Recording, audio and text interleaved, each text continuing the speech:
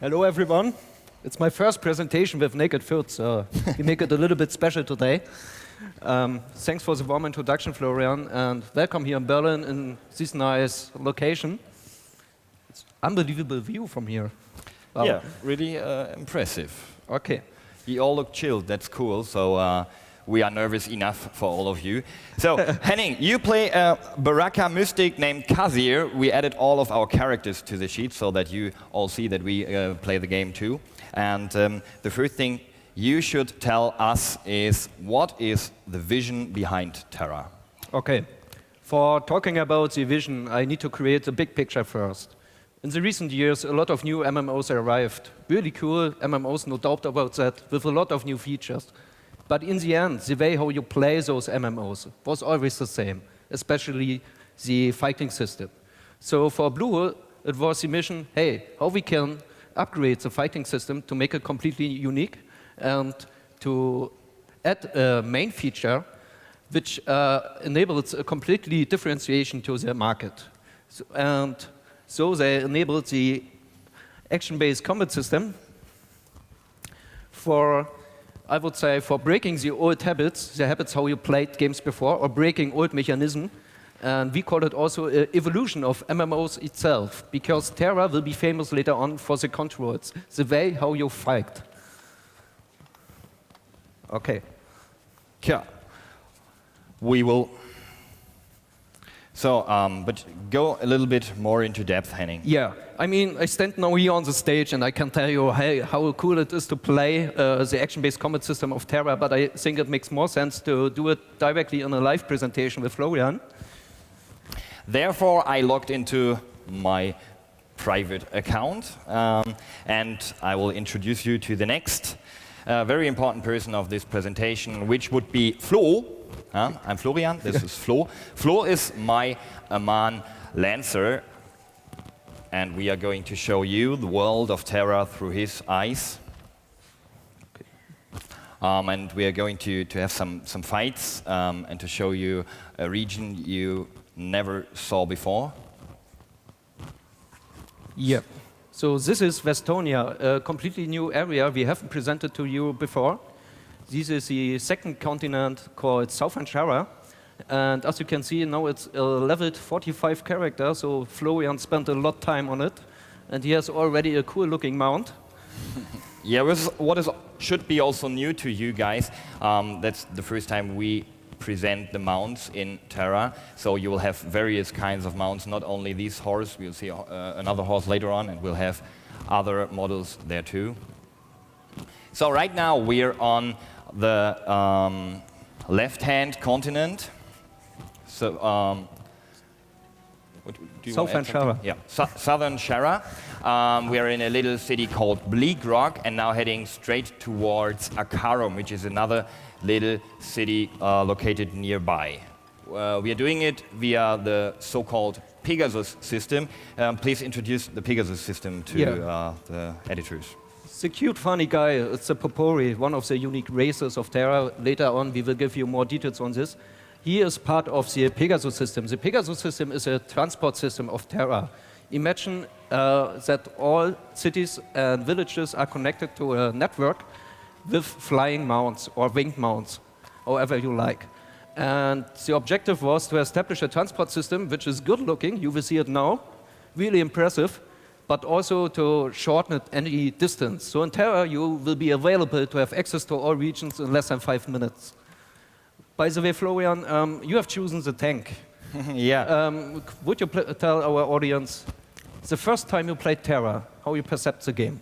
Yeah, you mentioned that I have chosen the tank, and it's I always played the tanking class in MMOs. I really like it to be the big and heavy guy. So the first time I started TERA and being the Lancer was kind of a very impressive feeling, because it was the first time that I'm a real tank, that I feel like a real tank because of our collision detection. Yeah? You can stand in the first line of the battle, just put your bulwark to the ground, and no one can pass you if you don't want to.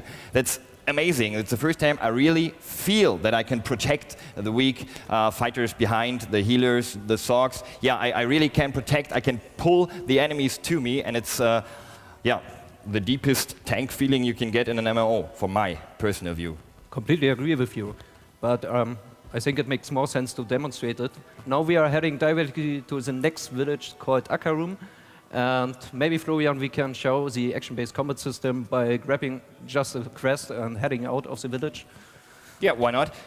I haven't done any quests in there, so there should be some available for us. Right now we are in the landing phase of our Pegasus flight, so I fastened my seatbelt and will change the Pegasus again for my mount. There's a really small monitor down there. So now we're riding through Akarum. Akarum is also a small village with all things you need as an adventurer. It's a quest hub. It's also full of NPCs where you can buy your potions. And yeah, as we have seen, there is a Pegasus guy standing around. Let's see, somewhere around here should be our quest giver there. You see it? On the left. Yeah, oops. So, this is Arvo. A female Aman. Yeah, I really like to speak to female Aman with my male Aman. Okay. Could you tell our audience what kind of mission do you have now? Yeah, we spoke to Arvo. I skipped the text, but I can say to you what she said. She said that she had lost her husband and her brother during a fight, and she's not sad because she's a man. She's very proud, but as a man, she needs revenge. She wants us to revenge the death of her husband and the loss of her brother. So we do have to kill the Bahir, or whatever they are called here, Bashir. Okay. So, go into combat now. So when Florian was riding the Pegasus, he told how he felt TERA. That he felt as a physical tank, as a real, I would say, mighty bulwark. Yeah. It's enabled by the collision detection inside the game, so the monsters are not able to run through Florian's character. And now, as you can see, he is fighting. And could you block? Yes. Again. Yeah, when he will hit me, when he will try to hit me, I'll block. Oh.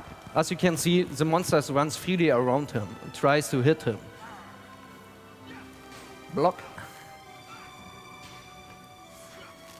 Yeah, this is possible because of the collision detection we mentioned before. He can't pass me, and I can block his attack. Okay. The second part of the action-based combat system is not that you only can block and run freely around, and also the monsters. Also, maybe you can recognize in the middle of the screen there's a small crosshair, like in a first-person shooter. Meaning, when Florian fights, he needs to aim actively on the monsters. If he don't have the monsters inside the crosshair, he will miss the target. As you can see, when I'm trying to miss it. So, yeah, I've got cooldown on my skills. So let's wait until they are done and I can show you again. So, if I aim not directly, I straight run away. Pay attention, the minions come. Yeah, so I will run. No, I've got enough HP, but I want to pull him back. You know the taunt from other games. Taunts are mostly screams, and the enemy runs to you. In TERA, we have got something more impressive. We can pull the mobs directly to us. Maybe you have also noticed there is no, what I call in other MMOs, a typical target lock. Meaning, you press tab or you click on a monster, then you have a small window open and the monster is corked in a window. And then you can hit on your numbers and all your spells goes directly to the target. In TERA is not the case. Each spell, each attack need to be aimed. Yeah, it's very difficult for me here. So I have to concentrate the whole time. I have to look what the monsters are doing. Okay, fortunately, I'm a tank. I can just go to the mobs and block every damage with my shield. But yeah, if I'm not a tank, if I don't have this massive bulwark, what do I do as a warrior, Sorg, or whatever? It's a good question. There are, of course, also classes, you will see them later, who don't have access to a shield skill or the block skill. The warrior, for example, that's a dual wield guy with two swords in the left and right hand. He is able to perform a dive roll out of the danger zone. Or the ranged damage dealers, like the sorcerer or the archer, they have access to a mighty jump backwards out of the danger zone to escape from the monsters attacking him. So in the end, you can say, okay, we have active block or dodging. We have no target lock. We have to aim on each hit. So in the end, I would say the TERA fighting system is more challenging than an other game. But being more challenged also means being more into the game. As Florian mentioned to the beginning, you really feel as a tank. So you can say that you really play a role, and that makes sense in a role-play game to play a role. Yeah, really become a tank, actually. So maybe some of you have noticed these icons on the right side of my character, which are popping up eventually. These are the normal icons of my skills, but it's from the system which tells me, hey, this could be the best to use next. So we can create some skill chains by using the skill the game offers us. So it's every fight becomes more dynamic. It's difficult. I have to watch my screen all the time to press the button in the right moment and the right button. So here, I can show it again. Now I need to start my combo attack, and after the third hit, I should get the next combo button. Yeah, and now I pressed too late and just jumped. Yeah. And so, you missed. Yeah, no, I strove him, I guess. So you can say that the fights in TERA, or to achieve a victory or get a lose in fights, it's nothing anymore depending so heavily on the items or the stats on the items. And also those, I would say, those random number generations you have with the probability, how much probability you have to have a block or a successful hit, those times are over. In TERA, your skill on mouse and keyboard or also on the game controller is more important. I guess I'm done with these guys. Yep. But Henning, what would the best combat system be if the enemy is just weak and standing around and just hitting me? So we also have to mention that there is an AI that is extraordinary. Yeah. The enemy AI from TERA is also completely different, meaning the monsters don't react each time in the same way, like in other titles. So each fight in TERA is completely different because the monster AI can't be predicted. They have access to a huge, I would say, skill set of different counterattacks attacking the players. So we have a smaller video. Let's start it. Yeah, so the enemy tells what he is doing. So you can see by the action of the enemy that he is starting some skills. So he's raising his hand to throw something or stuff like that. This could be one of the things. Here you see she will, I don't know what she's doing there. This is the big giant spider, but she does something that hurts. Also, not only the players can evade, dodge, or block, it's also the enemies themselves, as you can see here with the guy. The enemy also blocks, as I did with my tank. You see here, the mob totally blocks the damage from the archer and starts a counterattack. Yeah, and also the bosses themselves have different phases, you know, from other titles, that they have different spells depending on how much level or how much HP they still have.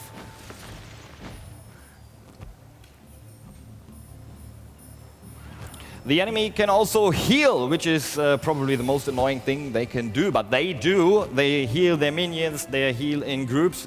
They will do everything to let your team die or their team to stay alive. And, sorry, this was an enrage. Of course, we have an enrage. The enemy is getting red and big, and then it will make more damage. And it summons minions, so sometimes it's the best advice to kill the big mob first, because that he can't respawn his minions afterwards. Well, What? Florian, you see this? Yeah. It's a beach area. Oh yeah. And we presented a frozen area. Yeah, maybe we should show some more in-game with a more proper area. Yeah. So I've got a second character, my alt. No, it was my first main, Krizara. She is a high elf mage, but afterwards I rewrote the tank. No. No. So Krizara stands in an area that would fit more to this extraordinary place. I would say it's kind of a Caribbean island, a very beautiful romantic coast. Okay, she's near the coast. Yeah. Do you want, or shall I? No, So- you do better. You are a console player, not me. Okay. Yeah, I'm the console player. Yeah. Let me take her to show you that TERA is also completely playable via a controller. So, first mount this faster. We are now in a small quest hub. As you can see, there is a campfire beside my mount. Please explain what a campfire does. It has a special option in TERA. Yeah, the campfires are, I would say, regeneration hubs. So standing close to a campfire and your health points become regenerated. But Yeah. independent of that, you are riding now directly to the beach. Yeah. Can you rotate the camera, please? Yeah, I have to stand still. Yeah, I'm So- not that experienced at consoles, so please forgive me if it is a little bit So- too fast. It looks a little bit like Crisis 1, sorry. So what is the name of this area? I have to check it. I haven't been there often. This is, Yeah, it's north of Castanica to the way of Serpentis Isle. yeah, right. Also on the left continent. So, going straight to the beach. Yeah, and there are some very impressive monsters. Shall I try to fight them with? Could be a little bit problematic because this is an epic monster. It's not a boss monster, it's in the middle. So a lot stronger than normal ones. It's an elite. But good luck. Huh? Well, try your best. Should I give it a try? By the way, 100 people are looking. Yeah, never mind. I will. I think I'm too far away right now. No, I'm not. Now I have to run, I guess. So, but we can show you again what the monsters in TERA are doing. If this would hit me, I would be dead. But I have an escape mechanism. Oh yeah, that's a really escape mechanism. Flo.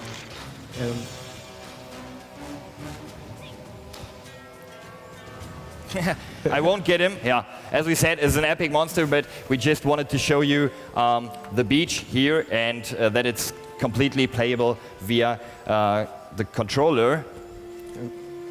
Yeah, and I'm not that experienced, as I said before. Okay, let's return to the presentation because it's really important that we don't communicate TERA as an action game because TERA has the most thrilling action combat system of any MMO, but of course we still speak about an MMO and an MMO offers more. So as you can see, we have a unique universe. This is something I personally are really proud of it because I really like the amount of creativity, also the efforts the developer Blue Studios invested into designing the world of TERA. And when doing this, they made a fantastic job by researching, for example, in ancient cultures like the Greek culture or the, give me a hint, South American culture like Inca or Maya. Inca, Maya, Greek, Romans. Yeah, and also the mythology. So when playing TERA, you will recognize a lot of elements you are somehow familiar with because you have seen those elements before in some, I would say, history books. Yeah, history books or mythology films even. But let's mention something a few of you could know, but I'm pretty sure that not all of you have seen them. The other side of the universe, and these are the classes and races of TERA. Agree. Each universe, of course, needs also some habitants. And Blue made also a fantastic job when designing 7 really unique races. Or not all of them are unique. Some of them are unique, but we have also some familiar one, like you start with the High Elf, for example. Yeah, these are the High Elves. We've seen them, a very proud and noble old race, kind of connected to the magic. Okay. Followed by the Baraka. The Baraka are really wise giants, I would say. They are more silent, but they are also the kind of intellectual inhabitants of the world of TERA. Yeah, these guys will stay calm. So we have the Popori. These are, yeah, the cute, funny guys, but they're much stronger than they look. Ziaman, you have seen before when Florian was playing. It's a very old but proud race, cocked over years or decades as slaves and escaped into freedom, and now the freedom is their highest goal they want to achieve. Afterwards, the Castanics, one of them you already met, and if you will participate to the party this night in the Adlon Hotel, you will meet another. And to the last, of course, the humans. Yeah, we don't have to say anything about humans, I guess. So let's select a class just to show you. Yeah. In TERA, we have currently 8 different classes, and really important to mention this, there are no classes or races restrictions, meaning you have access to 56 different class race combinations, and you have seen the animations when Florian was fighting, yeah? For each class and for each race, special animations are made. They show you the high investment value of that game. Yeah, so we have the Guardian classes, which are 2. The Lancer you already have seen, the big fat real tanks. No, she's not that big fat, but big fat armor wearing. And the Warrior, which is more like the off-tank guy and the stylish fighter, but he can also tank if he has to. Yeah, followed up by the Slayer, one of my personal favorite classes. The Slayer is a kind of strategic damage dealer, meaning he has a lot of positioning styles. He needs to attack from behind or from the flanks for having the best damage output. Yeah, also a melee fighter is the Berserker. Yeah, the Berserker is the opposite of the Slayer because he has no positional styles, but he has a lot of front damage and area effects. So just jumping into a group of enemies and slash them all. You have met a Sork. This is another one, the Sorcerer, the classical mystical damage dealer from the range. She is using ice effects, fire, the elemental stuff, you know. Yeah, and our rogue class, the typical archer, you know, from other games, so a ranged damage dealer. Then we have 2 kind of healers. I would like to introduce you to the Mystic before. He's kind of a hybrid. He can put some healing modes or mana modes to the ground, has minions, pets, can heal the group, can deal damage, can do everything a little bit. And the priest, of course, the typical healer. Each MMO needs a healer. yeah, and he or she, depends on what you take, is the full healer of the game. Yeah. So, of course, we have spoken now about the inhabitants of the world of TERA, this really cool and unique universe, but also TERA will be famous for the diversified landscapes. So there's a huge world you will see later, and it's unbelievable how much different themes you have. So just jump through. Yeah, these are the 2 continents. On the left-hand side, this is Shara, and on the right side, Arun. These are both continents of TERA with the different regions in there. Yeah, a typical magical forest, I would say, very beautiful. Some Netherlands guys here? Okay, this looks a little bit familiar to some of you coming from Northern Europe. Yeah, we have seen with his small trip to the huge crab, so these tropical beaches here. We have swamp-like areas, which are a little bit more dark, filled by mosquitoes, which you can see in the air because of the Unreal 3 engine TERA uses. Yeah, desert with really monumentals inside, old buildings, I would say it comes very close to the Roman Colosseum. Here the Incan or Maya references we spoke about before. Yeah, and followed up by this frozen ice world you have seen. But Henning, actually we are in the 2011, so let's not show only screenshots. Agree. Yeah, so we do have a video, a fly-through video too for, let me close that, fly-through video for the new continent for Shara.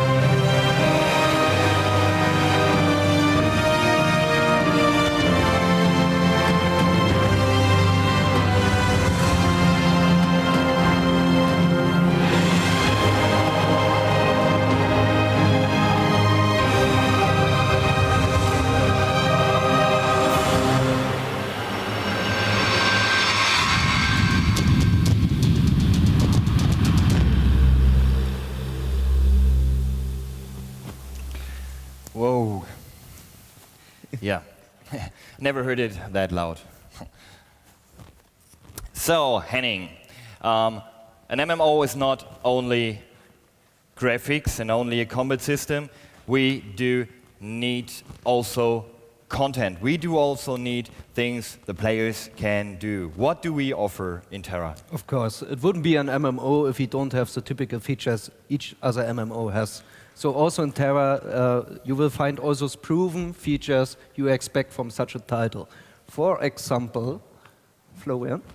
You do have, you do have PvP achievements, economy, quests. Let's show some screens. Let's stick point by point. So in TERA, it's really important the end game of TERA has PvP content. It's a hardcore game with a challenging action combat system. People should know that. And the battlegrounds are really cool in TERA. We have small sized for group versus group, 5 versus 5, or for 10 versus 10, with different objectives like capture the flag, classical deathmatch, or I would say kind of domination or team king of the hill mode.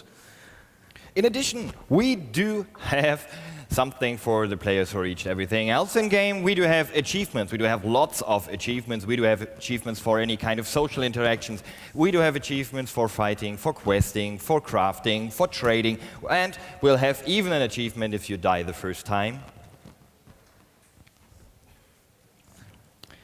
In addition, as you see before, as you have seen before, we have mounts.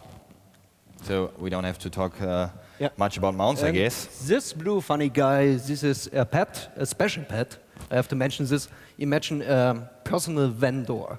Yeah, you are a crafter, for example. You create a lot of items, and of course you want to sell it. In TERA, you have the classical auctionery house, but you can also take this pet and place it wherever you want, give the items you want to sell, and players can interact with them. You can also upgrade them with additional features, and in the end, it's a quite funny feature. By the way, this is only one of 4 different designs, yeah? So if you don't like the blue one, we have more. You don't have to take the blue kitty teddy, but maybe some of you remember this feature from older games. Was highly recommended by the players. Hey, we want to have our personal cell pet. Yeah, and of course we have quests. And Florian, I think it's a moment of truth now. Of course, we are reading all of your previews and also the player comments and so on. We are completely aware of the reputation. So there is a big, I would say, issue currently. People are saying TERA is a grinder because it comes from Asia. I don't know why this is, but I can tell you this is wrong. In TERA, we have a lot of quests. Currently, we have more than 600 quests, and also with different designs, not only slashing, but it makes more sense with the action-based combat system, but also other quests. We have a smaller video again. A gameplay video. Yeah. Oh, how to start that? Klicken. Reinklicken. Yeah. The first quest we'll see here is the introduction quest to the system of climbing in TERA. You can climb up some walls, and our cutie here needs to find a very special flower, which is only reachable with climbing up the wall. Another type of quest would be the following. You like most, I guess? Yeah, this is a bombing tutorial. You can throw some bombs on these, let's call them training dummies. Yeah, they are called training dummies in game, so you will need that later on too. Then we have this helpful man collecting some wood, chopping some tree for a poor farmer who broke his arm, or I don't know what exactly he had. Yeah, or here, very funny quest. You need to bring back some escaped pigs to the farmers. And yeah, the poor piggies didn't know where they come from, so you have to catch them. And one very special, very cool quest I personally like, because I had to do it like 5 times in our office with the others. They needed help. You have to go to a special zone. You can do it with a group, you can try it alone, as you like. And you have to make the final test before entering the open world of TERA. All these quests have been on the starting island. Here you have to protect little Sorsha for, I think, 8 minutes. Yeah. So all your quests we have seen here are from the first 10 levels of TERA, so more will come, of course. And it's very important to say, he mentioned it, hey, TERA is a grinder. No, it's not. You can reach the maximum level of TERA You can earn every single experience point you need by doing only quest. You won't have to spend a minute with grinding. You can do everything with quests. Yeah. And, of course, we have more fighting quests than in other MMOs. But seriously, guys, I ask you to request yourself. If you own a game with the most thrilling and exciting action-based combat system, why not using it in fights? Because it makes fun. And maybe we should just change our gaming habits. So we have the best combat system, let's use it. Yeah, let's use the combat system. But if I earned every achievement, if I've done every quest, if I ruled every battleground, what is there to do left? And now we are proud to announce a very, very special feature. Yeah, the political system, some of you already heard about this. In TERA, you will have a kind of sandbox meta gameplay in the end game itself. It's up to the players themselves to define the rules in the world of TERA. Meaning we have a political system which based mainly on democratic principles. And Florian, can you maybe? Yes. Yeah, so even every small town, as you can see here, in a region has its own Vanarch, which is kind of a lord. And out of all these Vanarchs, there will be elected exarch, and the two main cities that we have in-game right now will be ruled by the exarch, which are comparable to kings. And you really, really rule these regions if you are exarch or vanarch. But yeah, how becoming a vanarch? Yeah, for being a candidate for the political system, you need to achieve the max level, and you need also to be a guild leader. So these are the requirements to be a candidate for the political system. Here on the screen you can see some regions. This is the interface of the election register, the NPC who's handling the political system. And there you can choose the region you want to apply for the democratic principle. But also important to mention, there are some specific areas where you can claim the power, where you can reach the power by PvP. So I can go to that region, slay the guild that owns that region, and so claim the power of the former guild leader and become the Vanarch by myself. Okay. The question now is, what are the benefits of being a Vanarch or Exarch? Yeah, there are a lot of benefits if you are a Vanarch or even an Exarch. You will get, of course, a special mount, some kind of special armor, a special weapons. You will have the possibility to set server messages for your specific reason. You can even relocate NPCs. So if there is an instance in your special region that you are ruling, and you don't have an NPC there, and you say, hey, it would be very nice if there would be a potion vendor, you can relocate a potion vendor from a city to the instance entrance.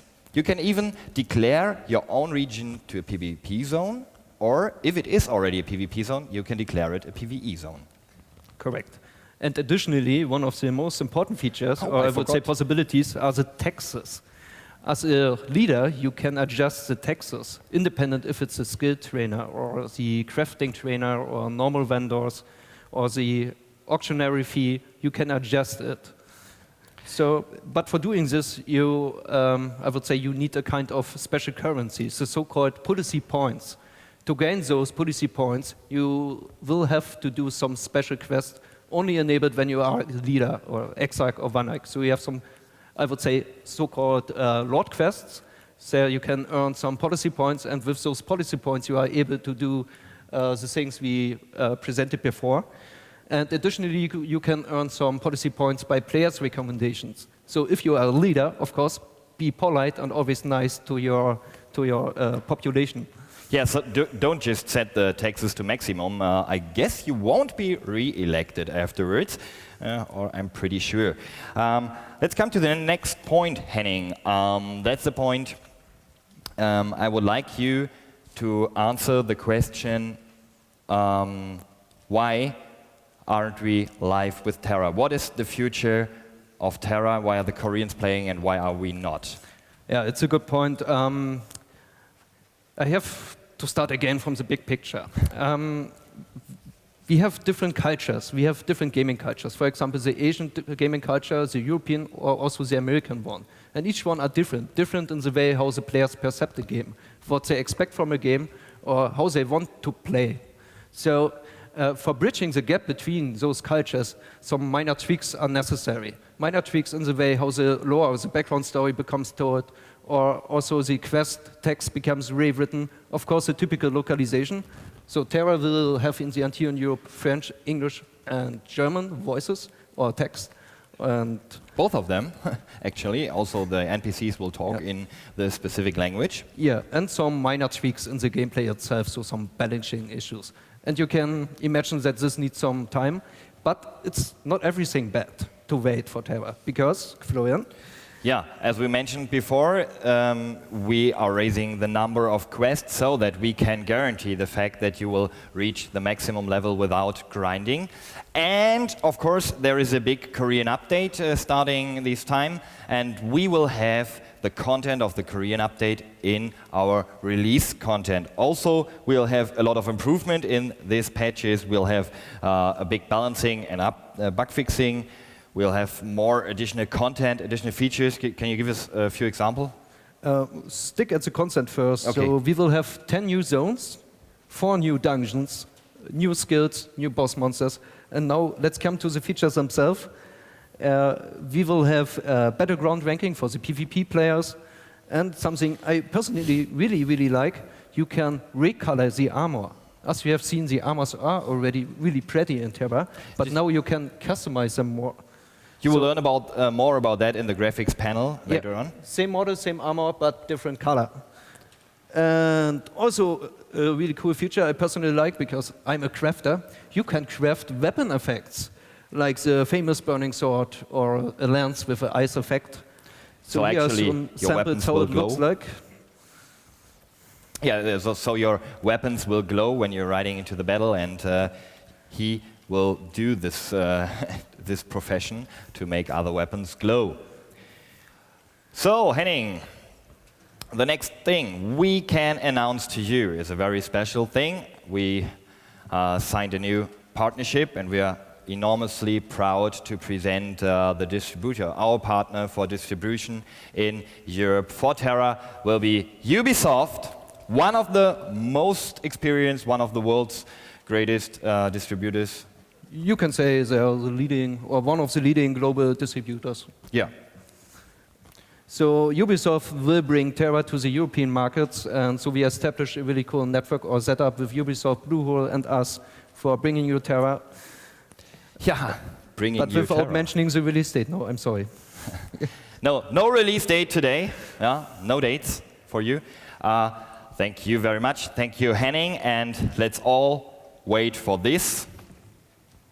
Yeah, the first look on the European cover of TERA. This is the way how we want to communicate TERA as a really colorful game. Thank you. Yeah, thank you, Henning, for giving us this fantastic glimpse into the world of TERA. Please give it up for Henning Schmidt, Product Manager. Thank you. Yeah, thanks, Henning. And I would like to bring Marco Neubert back to the stage, who will give you some additional information. Come up, Marco. Who will give you some additional information regarding your panels, what we'll eat, and I don't know exactly. Okay, so just add a few things. The Kastanik, Vonja, will be here at the stage for 30 minutes to take photos. So if you want to take a photo,